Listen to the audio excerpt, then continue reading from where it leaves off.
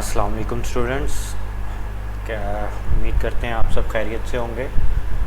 9th class computer science के new lecture के साथ हाजिर हैं आज फिर से। फ़्लो चार्ट का टॉपिक हमारा चल रहा था जिसमें हम एग्जांपल्स देख रहे थे कुछ फ़्लो चार्ट की।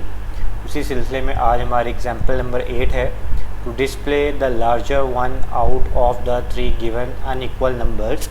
कि अगर आपको 3 अनइक्वल नंबर्स दिए जाएं जो बराबर नहीं है एक दूसरे के, ऐसे नंबर दिए जाएं तो उसमें से आपने सबसे लार्ज नंबर को डिस्प्ले करना है, सबसे बड़े नंबर को डिस्प्ले करवाना है आपने। ठीक है जी। उसके लिए इन्होंने यहाँ पे 2 एग्जांपल्स दी हैं, एक ये जो आपके सामने नज़र आ रही है, एक ये है और दूसरी एग्जांपल है यहाँ पर। 2 फ्लो चार्ट्स दिए हैं एक ही इस प्रॉब्लम के लिए। तो पहले हम ज़रा सेकंड वाला प्रॉब्लम जो है, सेकंड वाला फ़्लो चार्ट की जो एग्जांपल है इसके थ्रू इसको करते हैं। सबसे पहले हमने फ़्लो चार्ट स्टार्ट करेंगे, उसके बाद यूज़र से 3 नंबर्स इनपुट लेंगे 3, और उसको रखा हमने नाम दिया है, पहले को ए का, दूसरे को बी का और तीसरे को सी का। आप देख लेंगे इनपुट के लिए हम वही सिंबल यूज़ कर रहे हैं जो हमने लास्ट लेक्चर्स में पढ़ा था।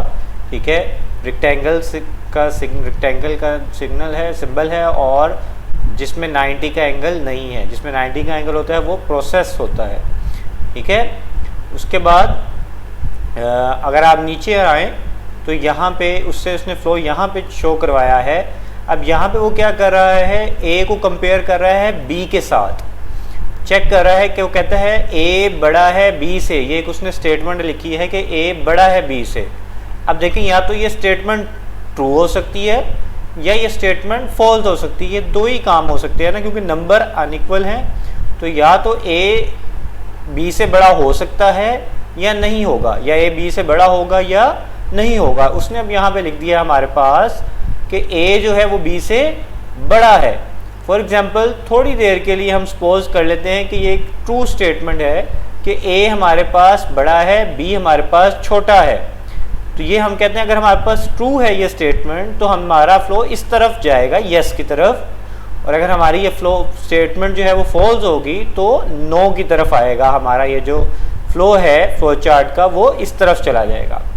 अब देखें, कोई भी नंबर, इन तीनों नंबर में से कोई भी नंबर वो कब बड़ा कहलाएगा, जब वो बाकी के 2 नंबर से बड़ा होगा। तो हमें क्या देखना है कि कौन सा नंबर बाकी के 2 नंबर से बड़ा है। अब उसने यहाँ पर ए से स्टार्ट किया है, तो ए उसने पहले कहा कि ए बी से बड़ा है। हम कहते हैं कि ये स्टेटमेंट अगर ट्रू है तो नेक्स्ट हम क्या काम करेंगे, ए को सी के साथ भी चेक करेंगे।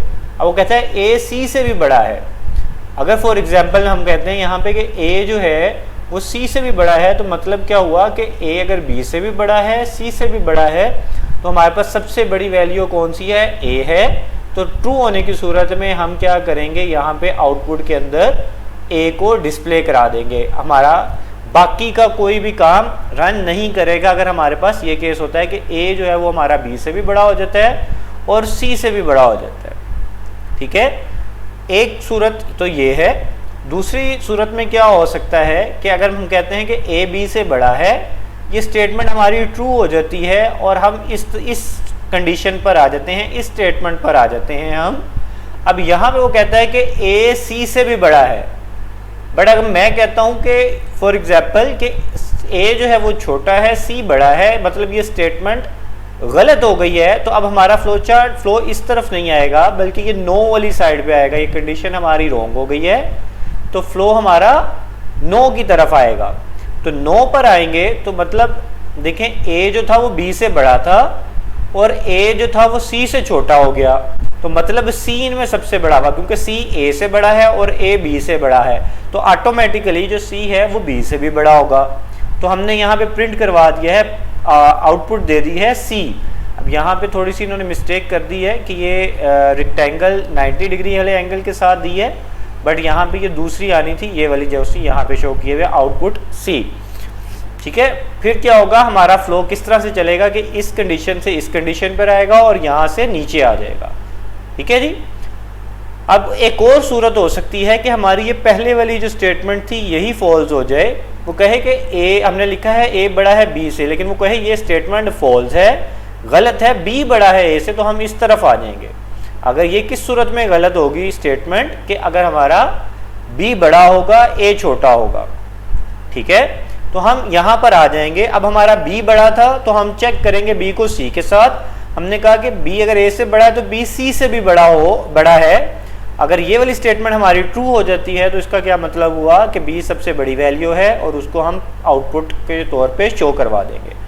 फिर क्या होगा, हमारी ये वाली स्टेटमेंट रन होगी, फिर ये रन होगी और फिर आउटपुट शो करवाएंगे और प्रोग्राम हमारा एंड की तरफ आ जाएगा फ्लो चार्ट। बट यहाँ पे एक कंडीशन और भी हो सकती है कि ये हमारी फर्स्ट कंडीशन गलत हो जाए।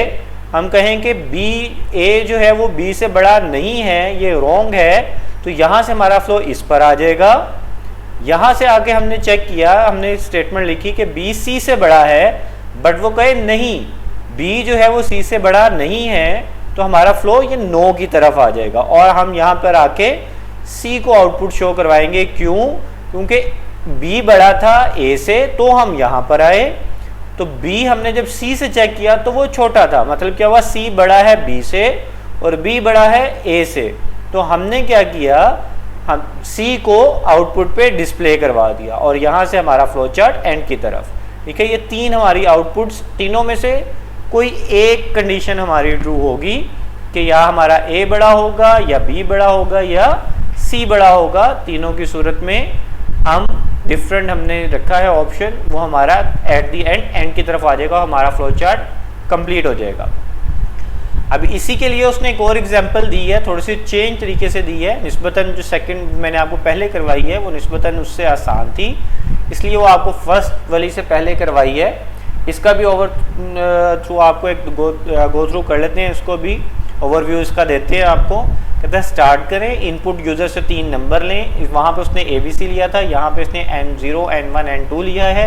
एक ही बात है, कोई ख़ास फ़र्क नहीं पड़ता। आप कोई भी नंबर्स के नाम, कुछ भी वेरिएबल्स के नाम कुछ भी रख सकते हैं। अब उसने एक वेरिएबल और लिया है लार्ज, ठीक है, कि इसके अंदर उसने हमेशा लार्ज नंबर रखना है, इसलिए उसका नाम रखा है लार्ज। और सपोज करके उसने सपोज कर लिया कि शायद N0 सबसे बड़ा है, तो उसने N0 लार्ज के अंदर सेव करवा लिया। नेक्स्ट आगे उसने एक उसी तरह जैसे वहाँ पे हमने स्टेटमेंट लिखी थी, उसने एक स्टेटमेंट लिखी N1 के अंदर हमारे पास वैल्यू क्या है, N0। कहता है N1 बड़ा है लार्ज से। अगर तो ये ट्रू हो जाता है तो सिंपली क्या करता है, वो लार्ज के अंदर N1 की वैल्यू को सेव कर देता है। ठीक है, अगर तो ये वैल्यू ठीक है, पहले लार्ज के अंदर N0 की वैल्यू सेव थी। अगर तो ये हमारी कंडीशन ट्रू होती है, स्टेटमेंट जो हमने लिखी है कि N1 बड़ा है लार्ज से, तो वो सिंपली क्या करेगा, लार्ज के अंदर N1 को सेव करवा देगा।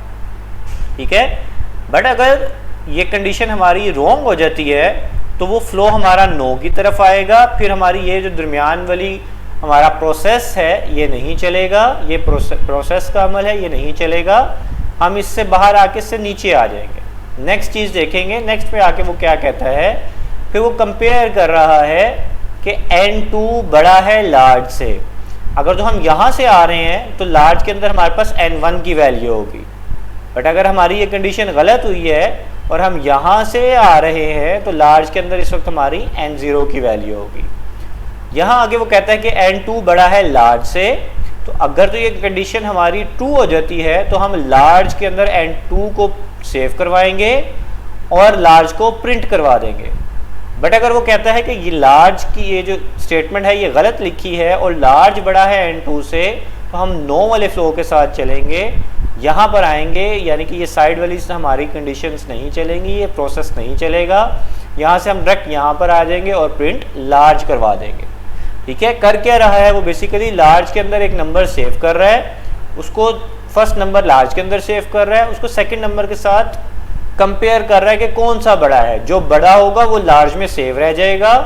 ठीक है, फिर उसको सेकंड नंबर के साथ कंपेयर, थर्ड नंबर के साथ कंपेयर कर रहा है, उन दोनों में चेक करेगा कि कौन सा बड़ा है। जो बड़ा है उसको लार्ज में वो सेव करवा देगा और प्रिंट लार्ज को करवा देगा। ठीक है जी, ये एक एग्जांपल थी, थोड़ी सी डिफरेंट थी और मेरा ख्याल है इस एग्जांपल को आज यहीं पे आज की इस लेक्चर को कंप्लीट करते हैं। नेक्स्ट लेक्चर के अंदर जो है दोबारा से हम न्यू एग्जाम्पल के साथ जो है ये total subject based on total marks to assign grade to a subject based on total marks and obtain marks. ठीक है, ये इसको देखेंगे। तो उम्मीद करते हैं कि आपको लेक्चर्स की समझ आ रही होगी। अगर आपको लेक्चर्स अच्छे लगें, आपको समझ आ रही हो, तो अपनी राय जो है उसका इजहार अपने कमेंट सेक्शन में ज़रूर कीजिएगा। और मज़ीद किसी भी रहनुमाई के लिए आप कमेंट में कोई भी सवाल पूछ सकते हैं। मज़ीद हमारे चैनल को सब्सक्राइब करें, लाइक करें और ज़्यादा से ज़्यादा लोगों के साथ शेयर करें ताकि लोग बाकी के भी जो स्टूडेंट्स हैं वो इससे फ़ायदा उठा सकें। शुक्रिया, अल्लाह हाफिज़।